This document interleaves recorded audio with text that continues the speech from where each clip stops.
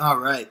So just kind of bored over here. You know, I just wanted to belt out a couple of notes and show you guys how to hit these high notes and how to really get into the range. The main thing is keeping the notes in the mask. That's the main thing. If you can just do that one part and resonate the nose, you don't really have to do all the other stuff. Let me show you what I mean. I can just drop all of the things that I've been taught. And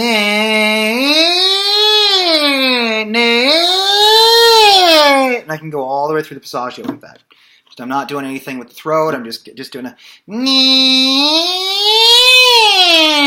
Okay, I'm not trying to resonate any kind of a tone. Where if I go,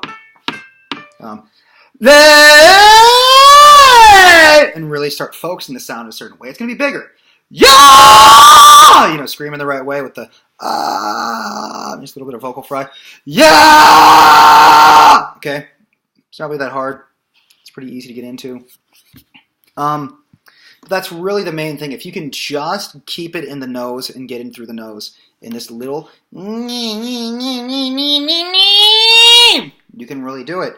You can get through it. But the one thing I'd say that you've got to watch out for is that you do need glottal compression.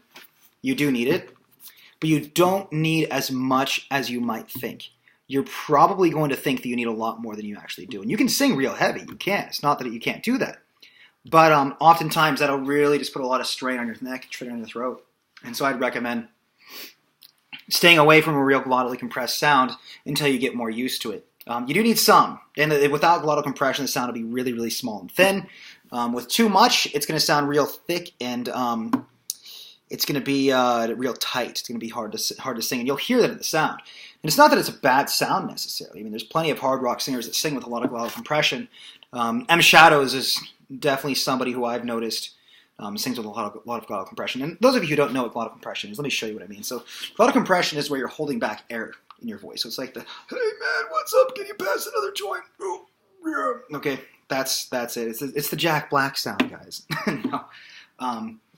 And so when you're singing, you can kind of try and get that in the lower register.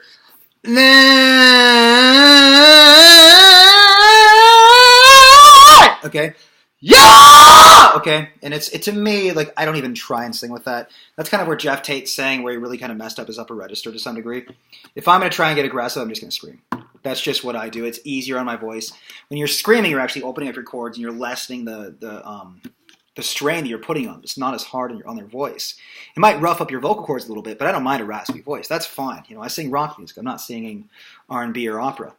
But in fact, I haven't even warmed up. This is me just singing. I didn't even warm up today. It's late in the day, so my voice is already pretty warmed up. And I don't recommend doing that. I do it because I'm not going to be singing that much. I just wanted to put out a video. Please do my warm-up.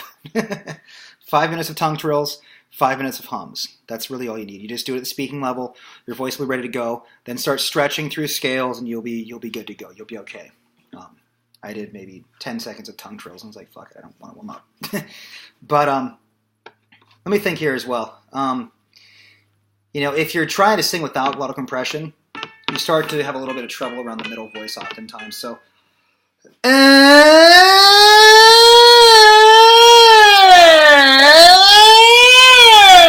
mean, you can do it. I'm doing it right there.